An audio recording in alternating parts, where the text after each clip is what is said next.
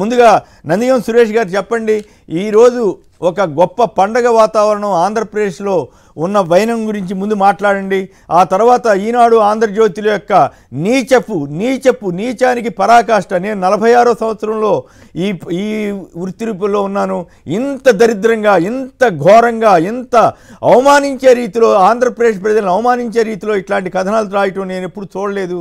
So ఈ పరిణామాలపైన ముందుగా అంబేద్కర్ విగ్రహం విశిష్టత, వాటి ప్రాముఖ్యత, మీ ప్రభుత్వం చేపట్టిన మంచి పని చెప్పిన తర్వాతే వాళ్ళ ఏడుపు మీదకి వెళదాం. ముందుగా మీరు మాట్లాడండి సురేష్ గారు.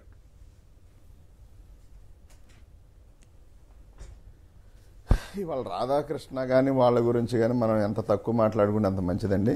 ముందుగా జగన్మోహన్ రెడ్డి గారు ఈ 4.5 సంవత్సరాల పాలనలో దాదాపుగా 5వ సంవత్సరం జరుగుతూ ఉంది.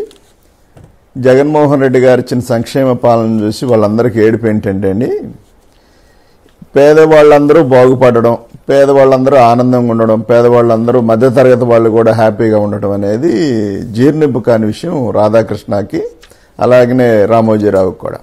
వీళ్ళిద్దరి స్వరం ఎవరంటే చంద్రబాబు నాయుడు. కాబట్టి వీళ్ళందరూ కూడా ఈ రాష్ట్ర సంపద అంతా కూడా వీళ్ళ సొత్తులాగా, ఈ రాష్ట్రంలో ఉన్న ప్రతి రూపాయి కూడా వీళ్ళకి రావాల్సిన రూపాయి ఏదో పేదోళ్ళకి వెళ్తా ఉంది అనే భావం కలిగి ఉన్నారు. మొదటి నుంచి ఆ విధానం కలిగి ఉన్నారు.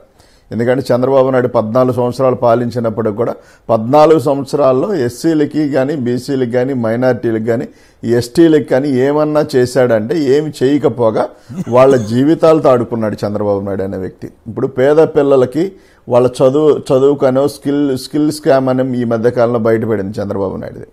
దానిలో అంటే ప్రతి పేదవాడికి స్కిల్ వర్క్ ఏదో నేర్పుతామని చెప్పి తీసుకెళ్లి వాళ్ళందరి కడుపు కొట్టాడు చంద్రబాబు నాయుడు. ఎంత దుర్మార్గం ఆలోచించండి. చంద్రబాబు నాయుడు ఫుడ్కు చచ్చిపోవడం వల్ల చంద్రబాబు నాయుడు అడుక్కు తింటా అన్నాడు కాబట్టి పాపం ఏదో తప్పని పరిస్థితిలో చేశాడని చెప్పి అనుకోవడానికి. అలానే 2 ఎకరాల రైతు చంద్రబాబు నాయుడు, 2 ఎకరాల రైతు 6 లక్షల కోట్ల సంపాదన. రాజశేఖర రెడ్డి గారి ఫ్యామిలీ లాగా, జగన్మోహన్ రెడ్డి గారి లాగా ఏమి బంగారు ప్లేట్లో పుట్టిన వ్యక్తి ఏం కాదు చంద్రబాబు నాయుడు. కాబట్టి అలాంటి వ్యక్తి 6 లక్షల కోట్లు సంపాదిస్తే ఇవాళ ఆ సంపద అంతా రాష్ట్ర సంపద కాదా? రాష్ట్రానికి రూపాయి కదా, ప్రతి పేదవాడి రూపాయి కదా, ప్రతి పేదవాడి చెమట నుంచి పుట్టిన కష్టం కాదా అది పేదవాడికి ఇవ్వడానికి ఏడుస్తూ ఇవాళ ఇంకా కూడా చాలదన్నట్టుగా.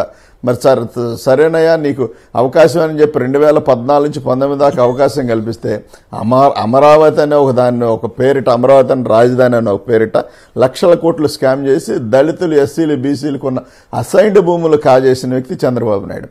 ఇవన్నీ కప్పించుకోవడానికి జగన్మోహన్ రెడ్డి గారు చేస్తున్న మేలును చూసి ఇవన్నీ కప్పించుకోవడానికి జగన్మోహన్ రెడ్డి గారి మీద కూడా ఏడుపు మొదలైంది. ఎందుకంటే వీళ్ళందరినీ మనతో పాటు సమానంగా తెచ్చేటట్టున్నాడు.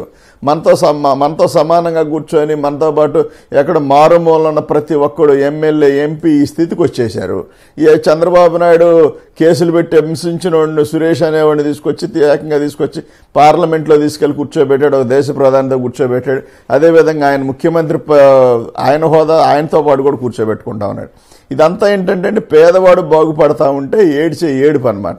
అదేవిధంగా ఇక అంబేద్కర్ గారి విగ్రహం గురించి మనం చెప్పుకోవాలంటే మాత్రం ఖచ్చితంగా దేశ చరిత్రలో ప్రపంచం మొత్తం మీద నేను చూసిన దాంట్లో, నేనంటే పెద్దగా తిరిగి ఎక్కడ చెప్పలేదండి, ఎక్కడ ఎవరు చెప్పలేదు కూడా. ఇవాళ అంబేద్కర్ గారి విగ్రహం దగ్గరికి వెళ్ళి లోపలికి వెళ్ళి చూస్తే, బయట నుంచి ఒక వెర్షన్ అయితే లోపలికి వెళ్ళి చూస్తే ప్రతి విషయం అంబేద్కర్ గారి గురించి కూలంకుషంగా, ఆయన ఎక్కడ ఏమి జరిగింది, ఎట్లా కష్టపడ్డాడు, ఏ విధంగా ఈ రాజ్యాంగాన్ని ఆమోదింపబడడం, ఆయన ప్రతి గుర్తుని తీసుకొచ్చి అక్కడ పొందుపరిచి ప్రతి వాళ్ళకు కూడా జీవిత చరిత్ర తెలిసేలాగా, అదేవిధంగా ఒక లైబ్రరీ లాగా మనం లోపలికి వెళ్తే, నేను లోపలికి వెళ్తే మిత్రపోయాను సార్. అసలు స్క్రీన్లు పెట్టి ఎప్పటికప్పుడు దాని మీద అంబేద్కర్ గారి స్మృతివనం గురించి ప్లే విధానం కానివ్వండి, ఆ సెకండ్ ఫ్లోర్ కానివ్వండి, లిఫ్ట్లో టాప్లోకి వెళ్ళిపోయి, అంటే ఎవ్వరికి రాలేదండి. చంద్రబాబు నాయుడు గతంలో ఏం చేసిన చంద్రబాబు నాయుడు ఆ ఎలక్షన్ టైంలో అంబేద్కర్ గారి గురించి నేను అంబేద్కర్ గారికి కానీ, పూలే గారికి కానీ, ఈ జగజ్జీవనరావు గారిని ఎవరికైనా సరే చంద్రబాబు నాయుడు నివాళులు అర్పించడం నేను ఇంతవరకు ఫోటో చూడలా. ఇంతవరకు ఆయన అలాంటి ఫోటో చంద్రబాబు నాయుడు చూడలా. కానీ చంద్రబాబు నాయుడు అసెంబ్లీలో ఈ కాల్ మనీ సెక్స్ రాకెట్ విషయంలో చర్చ జరుగుతుండగా దాన్ని డైవర్ట్ చేయడం కోసం తీసుకొచ్చి అంబేద్కర్ గారు అంటే వీళ్ళ చండాల పనులు కూడా వీళ్ళ అవసరాలకు కూడా మహానుభావుడు పేరు వాడుకునే విధంగా వీళ్ళు తీసుకెళ్లి పక్క ఆ విషయాన్ని డైవర్ట్ చేయడం కోసం అంబేద్కర్ గారు 125 అడుగుల విగ్రహం అని చెప్పి ఇక్కడ శాఖమూరులో ఎక్కడ మారుమూలగా అండి మామూలుగా లోపలికి మంచి వర్షం పడితే గట్టి వర్షం పడితే మొత్తం మునిగిపోద్ది అక్కడ మాకు తెలిసిన ప్రాంతం మేము పద్దాలు ఇక్కడ తిరుగుతూ ఉంటాం కాబట్టి ఆ ప్రాంతంలో అంబేద్కర్ గారు విగ్రహం పెట్టాలని చెప్పి దాని మీద 2.5 సంవత్సరాల్లో చంద్రబాబు నాయుడు పిల్లర్స్ పోసి వదిలేశాడు. అంటే 2.5 సంవత్సరాలు పెట్టింది ఆయనకి పిల్లర్స్ పెట్టాను అంటే కట్టే ఉద్దేశం ఉంటేగా ఆ రోజు తప్పుకోవడానికి అవకాశం కోసం దాన్ని పక్కన పెట్టాడు. ఆ విషయాన్ని తీసుకొచ్చి ఆ విషయాన్ని పక్కన పెట్టి ఈ విషయం తీసుకొచ్చాడు తెర మీదకి. నిజంగానే చేస్తాడేమో అనుకున్నారు. అమరావతి ప్రాంతంలో అంబేద్కర్ గారు విగ్రహం పెడతారంటే పెట్టే ఉద్దేశం లేకపోగా తీసుకెళ్లి కంపల్లో ఎక్కడో పెట్టి నానా యాగి చేశాడు. కానీ జగన్మోహన్ రెడ్డి గారు ఇవాళ దళితులకు ఎస్సీలకి బీసీలకి అంబేద్కర్ గారు అంటే ఒక ఎస్సీ బీసీలకి సంబంధం కాదండి, యావత్ దేశ ప్రజలందరికి సంబంధించిన వ్యక్తి, ఆయన అందరూ పూజించాల్సిన వ్యక్తి. ఇవాళ చాలామంది టీడీపీ నాయకులు మాట్లాడుతూ ఉన్నారు అంబేద్కర్ గారు అంటే దళితుడని, అనగారిన జాతుల నుంచి వచ్చాడు కాబట్టి మనకు అంత అవసరం లేదని, ఎక్కడ చూసినా ఎల్లివాడల్లో తప్ప ఎక్కడా పెట్టలేని పరిస్థితులు, ఎక్కడో ఊరు చివర తీసుకెళ్లి విగ్రహాలు పెట్టుకునే పరిస్థితి నుంచి ఏకంగా విజయవాడలో నడిబొడ్లో తీసుకొచ్చి అంబేద్కర్ గారి విగ్రహం పెడతామంటే అందులో వేల కోట్ల రూపాయల స్థలంలో ఒక టూరిజం స్పాట్ అండి. నేను విజయవాడకి ఎవరైనా విజయవాడకు వస్తే సార్ బెస్ట్ ప్లేస్ ఏది అని అడిగితే ఎవరైనా అంబేద్కర్ గారి విగ్రహం ఆ ఏరియా అంతా చూడటానికి చాలా గ్రాండ్గా ఉంటుంది సార్, వెళ్ళండి ఒకసారి చూడండి అని చెప్పే పరిస్థితులు ఉన్నాయి. ఖచ్చితంగా చూస్తారు కూడా, టూరిజం స్పాట్ జరుగుద్ది.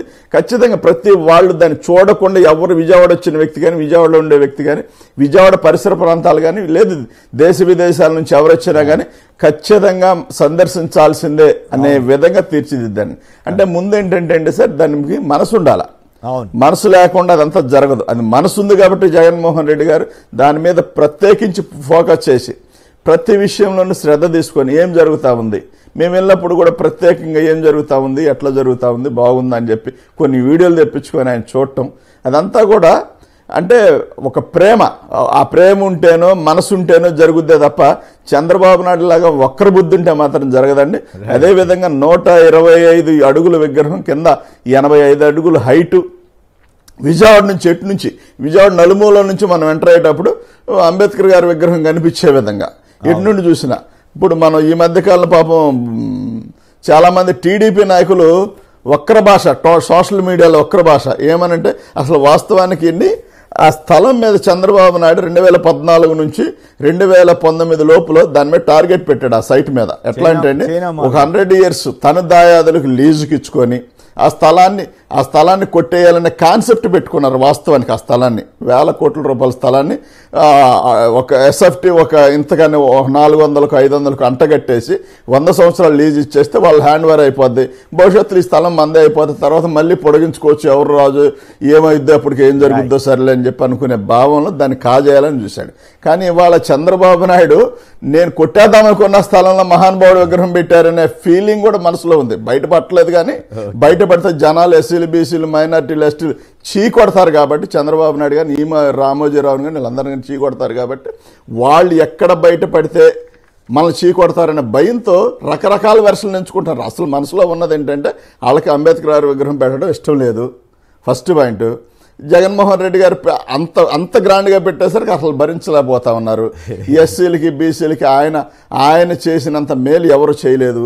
మనం రేపు పొద్దున ఇంత చేస్తా ఉంటే మనం ఏం చెప్తాము, మనం వెళ్ళి ప్రజల్లోకి ఏం అడగాలి జనాల్ని, బాబు ఇంతకంటే బెస్ట్గా చేస్తామని చెప్పాలి కదా.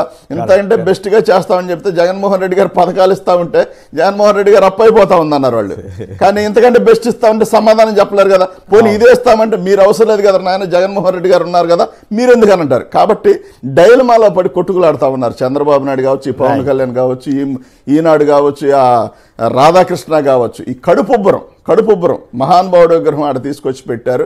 ఇంత అంటే వాళ్ళు ఏమనుకున్నారంటే అండి వాళ్ళకి అలవాటు ఉంది కదా చేతులు దులుపుకోవడం, ఏదో ఒకటి మనం చెప్పేది అలానే జరుగుద్దేమో అనుకున్నారు. కానీ జగన్మోహన్ రెడ్డి గారు మొండి వ్యక్తి అండి. ఏదైనా ఒక పని అనుకున్నారంటే మాత్రం అది అయ్యే వరకు నిద్రపోరు. అది ఖచ్చితంగా అది కనిపిస్తా ఉంది. యాక్చువల్గా అది ఒక నాయకుడి యొక్క సమర్థత. ఆయనేమో 5 ఏళ్ళ నుండి చేయలేకపోయాడు, ఈయన 3.5 ఏళ్లలో చేసి చూపించేశాడు.